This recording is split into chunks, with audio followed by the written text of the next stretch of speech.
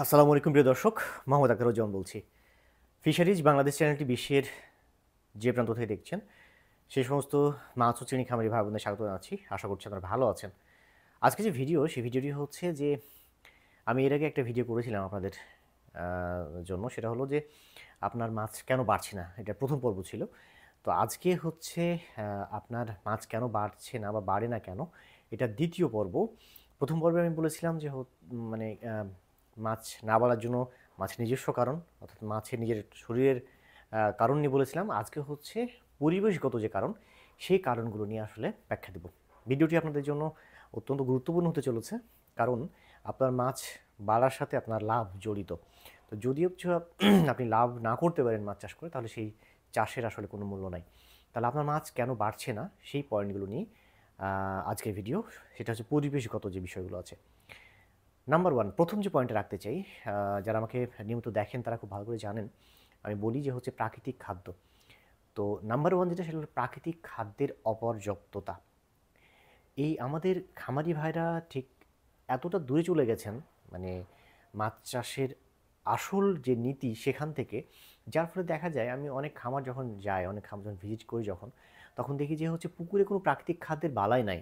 Completely ready feed খাওয়াচ্ছেন তারা, মানে সেখানে প্রাকৃতিক খাদ্যের কোনো উপস্থিতি নাই। অথচ দেখেন, যেটা মেন খাবার, মাছের বা চিংড়ি যেটা মেন খাবার, সেটারই আপনার কিন্তু জোগান নাই। যার ফলে আপনি ওই সেকেন্ডারি যেটা সম্পূরক খাবার, সেটা নিয়ে আপনি ব্যস্ত। তো যার ফলে প্রথম কাজ হচ্ছে আপনার যেটা, সেটা প্রাকৃতিক খাদ্যের পর্যাপ্ততা থাকতে হবে সারা বছর ব্যাপী। আপনি যতদিন মাছ চাষ করবেন, সেই চাষকালীন যখন আপনি রেণু বা পোনা যখন ছাড়লেন, তখন থেকে একেবারে যখন পুকুর থেকে আপনি মাছ যখন তুলে ফেললেন, তার আগ পর্যন্ত প্রাকৃতিক খাদ্যের পর্যাপ্ততা থাকতে হবে। সো আপনার মাছ না বাড়ার পেছনে অন্যতম কারণ এই প্রাকৃতিক খাদ্যের অপর্যাপ্ততা।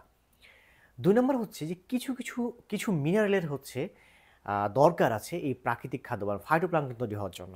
হ্যাঁ, ম্যাঙ্গানিজ থেকে শুরু করে সালফার, ম্যাগনেসিয়াম, বিভিন্ন ধরনের কিছু মিনারেল আছে, যে মিনারেলগুলো হচ্ছে ঘাটতি থাকে পুকুরে। আমি আপনাদের মিনারেলাইজেশন নিয়ে আমার একটা আলাদা ভিডিও আছে, আমি চেষ্টা করবো আপনাদের এই ডেসক্রিপশন বক্সে সেই লিঙ্কটা দিয়ে দেওয়ার জন্য। তো এই মিনারেলের ঘাটতি থাকার জন্য প্লাঙ্কটন বাড়ে না। এই প্লাঙ্কটন না বাড়ার জন্য কিন্তু হচ্ছে আপনার প্রাকৃতিক খাদ্য তৈরি হয় না, এবং প্রাকৃতিক খাদ্য যখন অপর্যাপ্ততা থাকছে, তখন কিন্তু আপনার মাছ বাড়ছে না। ঠিক আছে? তো যার ফলে কিছু মিনারেল আছে যেগুলো হচ্ছে এই প্রাকৃতিক খাদ্যের জন্য খুব গুরুত্বপূর্ণ। প্রাকৃতিক খাদ্য সেগুলো খেয়েই হচ্ছে ব্লুম করে বা বেড়ে ওঠে, এবং সেটাকে হচ্ছে আমার মাছ বা চিংড়ি খায়। সো কিছু মিনারেলের ঘাটতি আছে, যে মিনারেলের ঘাটতিগুলো কিন্তু আপনার হচ্ছে মাছ না বাড়ার কারণ। ৩ নম্বর হচ্ছে কি, জৈব পদার্থ। জৈব পদার্থ হচ্ছে অনেক ক্ষেত্রে আমরা বলি যে হচ্ছে জৈব পদার্থ আপনার পুকুরে বেশি থাকা যাবে না। কিন্তু কিছু কিছু জৈব পদার্থ আছে, যে জৈব পদার্থগুলো হচ্ছে একেবারে থাকা যাবে না তা না, থাকতে হবে। আমি মানে বরাবরই বলি, ন্যাচারাল যেটা প্রাকৃতিক যে পুকুরের যে পরিবেশ, সেটা যদি ঠিক থাকে তাহলে সেখানে জৈব পদার্থ থাকবে। কিন্তু আর একেবারে যেগুলো ক্ষতিকর জৈব পদার্থ, সেগুলোর আসলে দরকার নেই। ৪ নম্বর পয়েন্ট হচ্ছে তাপমাত্রা। তাপমাত্রা খুব গুরুত্বপূর্ণ একটা উপাদান। আপনারা জানেন যে মাছের বৃদ্ধির সাথে তাপমাত্রার একটা ভালো সম্পর্ক রয়েছে। অর্থাৎ আপনারা জানেন যে 25 ডিগ্রি সেলসিয়াস তাপমাত্রার নিচে যখন কোনো তাপমাত্রা চলে আসে, পরিবেশের তাপমাত্রা, তখন কিন্তু আর মাছ ঠিকমতো বাড়ে না। সো তাপমাত্রা যদি আবার এক্সিড করে, 40 ডিগ্রি সেলসিয়াস উপর পার হয়ে যায়, বা 35 ডিগ্রি সেলসিয়াস তাপমাত্রা হচ্ছে যদি উপরে চলে যায়, তাহলে কিন্তু জীবন বাঁচানো কষ্ট হয়ে যায় মাছ বা চিংড়ির জন্য। সো এই দুই ক্ষেত্রেই তাপমাত্রা খুব গুরুত্বপূর্ণ। একটা অপটিমাম টেম্পারেচার বলি আমরা যেটা, দেখা যাচ্ছে যে 30 ডিগ্রি সেলসিয়াস, মানে 28 থেকে 30 ডিগ্রি বা 32 ডিগ্রি সেলসিয়াস তাপমাত্রা, এই তাপমাত্রাটা তো মাছ সবচেয়ে ভালো বাড়ে বলে হচ্ছে আসলে গবেষণাগুলোতে প্রমাণিত হয়েছে। তো যার কারণে তাপমাত্রাটা হচ্ছে অবশ্যই অবশ্যই অপটিমাম লেভেলে না থাকলে আবার মাছ কিন্তু ঠিক মতো বাড়বে না। এরপরে পরের যে পয়েন্ট আছে, সেটা হচ্ছে জলাশয়ের আয়তন বা গভীরতা। আমি গভীরতা নিয়ে আপনাদের আগে কথা বলেছি, এবং আয়তন নিয়েও হচ্ছে কথা বলেছি আমি। তো ওখানে বলতে চেয়েছি আমি যে হচ্ছে মাছ বা মানে মাছের যে পুকুর বা চিংড়ির যে পুকুর, সেটা যত বড় হবে, যত গভীর হবে, সেখানে হচ্ছে মাছ বা চিংড়ি তত বাড়বে। এটা হচ্ছে আমার ওপিনিয়ন, এবং হচ্ছে আমার আমি যতটুকু হচ্ছে স্টাডি করেছি তার একটা বিষয় আপনাদের সাথে শেয়ার করেছি। সো এই গভীরতা বা আয়তন, এটার সাথে কিন্তু মাছের বাড়া না বাড়ার সম্পর্ক আছে। দেখা গেলো আপনার পুকুর খুব ছোট, সেখানে আপনি অধিক ঘনত্বে মাছ চাষ করছেন, তো সেই ক্ষেত্রে আপনি দেখা গেলো যে আপনার মাছ ঠিকমতো নাও বাড়তে পারে। এটা একটা ব্যাপার আছে। পরবর্তী যে পয়েন্ট, সেটা হচ্ছে পিএইচ।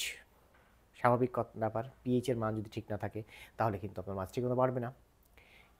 সো পিএইচের মানটা, পিএইচটা আরেকটা সেন্সে গুরুত্বপূর্ণ। পিএইচকে আমরা ব্লাড টেস্ট বলি, অর্থাৎ মানুষের যেরকম রোগ নির্ণয়ের জন্য প্রথম ধাপটা নেওয়া হয় যে তার ব্লাড টেস্ট করা হয়, রক্ত পরীক্ষা করা হয়। সো পিএইচটা হচ্ছে একটা পুকুরের ব্লাড টেস্ট। পিএইচটা যদি ঠিক না থাকে ব্লাডের মতো, এই পিএইচটা যখন ঠিক থাকে তখন মনে রাখবেন যে আপনার মোটামুটি অন্যান্য উপাদানগুলো ঠিকঠাক আছে।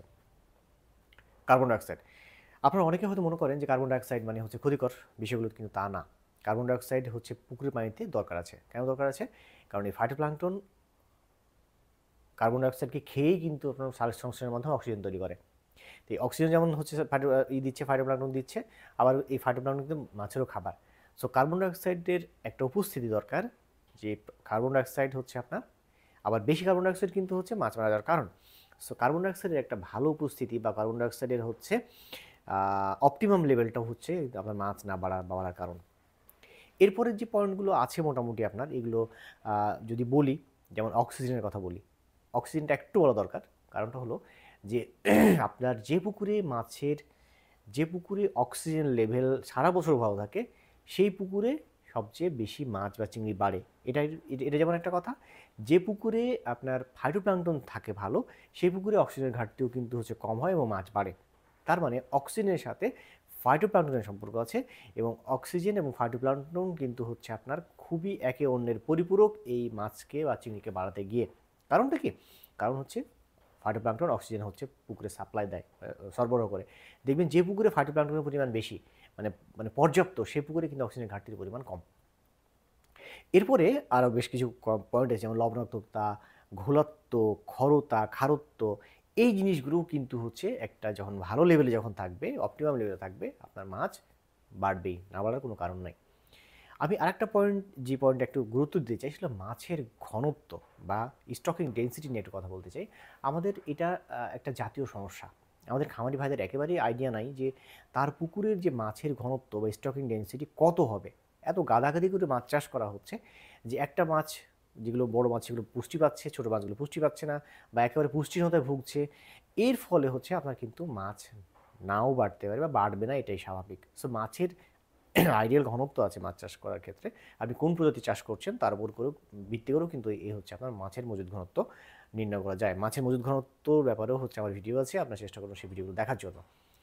এরপরে যেটা সেটা হচ্ছে যে পুকুরে পুকুরে কোথায়? একটা পুকুরে পানিতে এবং আরেকটা হচ্ছে আপনার খাদ্যে বিষাক্ত পদার্থের উপস্থিতি।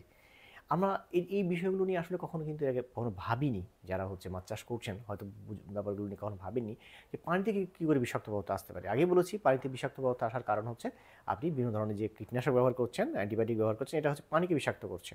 যে কোনো ধরনের ক্ষতিকর কিছু আপনি পানিতে করছেন। খাদ্যে বিষক্রিয়া কোত্থেকে হচ্ছে?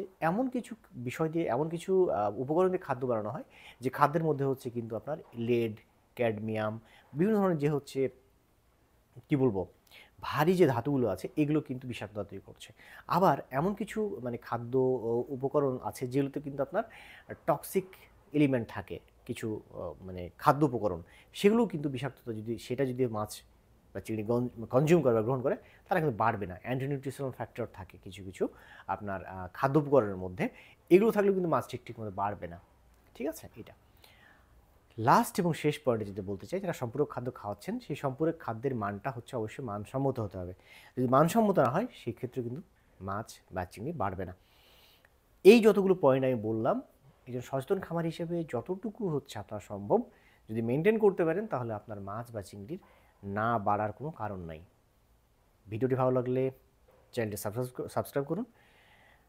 এই সংক্রান্ত কোনো বিষয় যদি আপনাদের প্রশ্ন থাকে কমেন্ট সেকশনে কমেন্টস করুন, আমি চেষ্টা করবো আপনাদের প্রশ্ন উত্তর দেওয়ার জন্য। ভিডিওটি বেশি বেশি শেয়ার করুন ওই সমস্ত খামারি ভাইদের কাছে যাদের কাছে গেলে তারা উপকৃত হবেন। ভালো থাকবেন, দেখা হবে অন্য কোনো দিন অন্য কোনো ভিডিও নিয়ে। সে পর্যন্ত আল্লাহ হাফেজ।